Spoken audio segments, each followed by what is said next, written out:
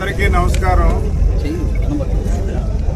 1982 మార్చి 29వ తారీఖున విశ్వవిఖ్యాత నట సార్వభౌముడు నందమూరి తారక రామారావు గారు తెలుగు జాతి ఔన్నత్యం గురించి తెలుగుదేశం పార్టీ పెట్టిన విషయం ప్రతి ఒక్కరికి కూడా తెలుసు.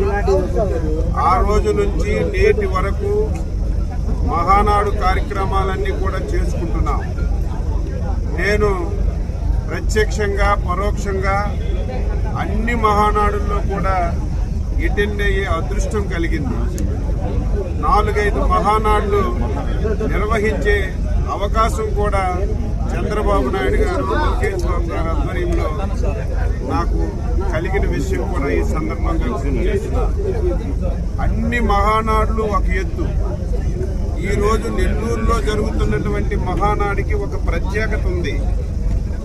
ఏమిటి ఆ ప్రత్యేకత అంటే, మా యువ నాయకుడు, భవిష్యత్ నాయకుడు శ్రీ నారా లోకేష్ బాబు గారు జాతీయ తెలుగుదేశం పార్టీ ప్రెసిడెంట్ గా బాధ్యతలు తీసుకున్న తర్వాత నిర్వహిస్తున్నటువంటి మొట్టమొదటి మహానాడు కాబట్టి ఈ మహానాడికి ఒక ప్రత్యేకత ఉంది.